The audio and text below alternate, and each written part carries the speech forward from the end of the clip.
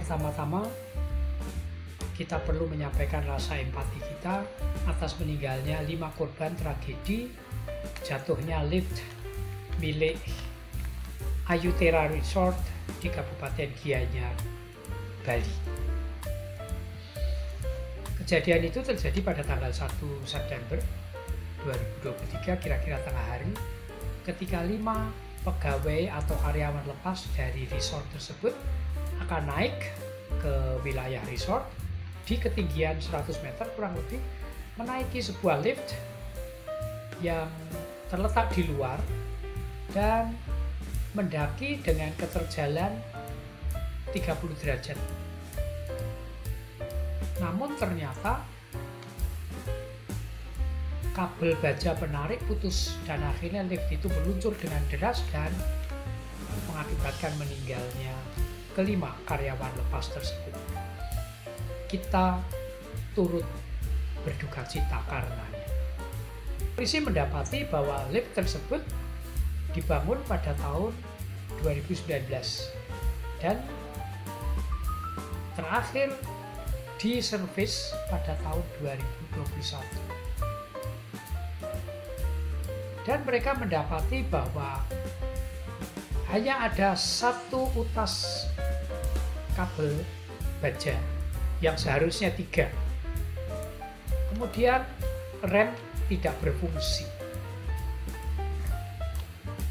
Itulah yang terjadi dan sudah memakan korban.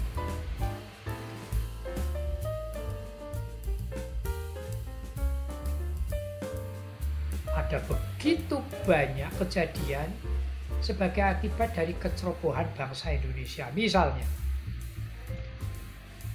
masih hangat sasis sepeda motor yang patah. Bukan karena apa-apa, tapi karena kecerobohan pemilik sepeda motor tersebut karena mempergunakan sepeda motornya tidak sesuai peruntukannya. Sudah lazim bukan? Di Indonesia ini sepeda motor dinaiki oleh 4 orang. Itu 170 kg, sementara sepeda motor kapasitasnya hanya untuk 110 kg. Sudah lazim bukan sepeda motor mengangkut beras berkarung-karung, gas, tabung gas, dan seterusnya. Dan sudah lazim pula di Indonesia bukan truk muatannya yang seharusnya hanya 10-15 ton tapi dimuati dengan 30 ton. Lalu saya dengar cerita seorang teman PNS di Kabupaten Jepara ketika dia menyeberang ke Kepulauan Karimun Jawa karena tugas. Saya tanyai dia, Anda tahu di mana pelampung penyelamat? Tidak tahu. Bagaimana kalau kapal feri Anda itu tenggelam? Lalu bagaimana mencari pelampung penyelamatnya? Sementara kalau saya menaiki kapal atau feri penyeberangan, nomor 1 yang saya cari adalah adakah kapal tersebut memiliki life vest yang cukup untuk seluruh penumpang. Saya buka lemari, saya lihat jumlahnya. Kalau memang banyak, saya meneruskan perjalanan dengan feri tersebut. Kita juga mendengar bukan bahwa 2 penerbangan kita milik Indonesia dinyatakan sebagai 2 penerbangan dengan layanan terburuk sedunia karena sering delay, sering terlambat. Mengapa sering terlambat? Karena banyak pesawat yang diperbaiki. Mengapa kok banyak yang rusak sering diperbaiki? Karena perawatannya tidak prosedural, sering rusak.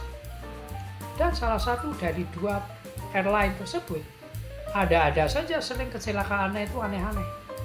Baru take off masuk laut, harusnya menuju ke kota A, beloknya ke kota B. Semacam itulah airline satu itu. Lalu kita tahu juga, apalagi Anda yang sebagai pengusaha angkutan umum seperti truk, bis, plat kuning ya, atau angkot, jika setiap 6 bulan datang ke memeriksakan armada Anda ke KIR, ya, di sana tidak serius diperiksa, ya diperiksa, Tapi kalau lampunya redup, oke, nggak apa-apa lah. Rating mati satu, nanti hanya diberitahu ini dihidupkan ya, nanti diperbaiki ya di bengkel. Lepas. Mengapa kok bisa begitu? Karena amplop. Saya tahu persis karena saya pernah menjadi pengemudi taksi dan mengirim armada saya ke KIR setiap 6 bulan, dan oleh perusahaan saya sudah dibekali dengan uang untuk menyerahkan kepada petugas KIR supaya lolos walaupun mobil saya tidak layak, misalnya bannya sudah halus dan sebagainya. Begitulah bangsa kita, karena kecerobohannya sering terjadi kecelakaan yang aneh-aneh dan merenggut nyawa, tetapi kita tidak pernah belajar dan selalu mengulang kecerobohan itu dan selalu mengulang. Semoga kejadian di Ayu Tera Resort menjadi pembelajaran yang baik bagi bangsa Indonesia untuk lebih berperilaku mitigatif.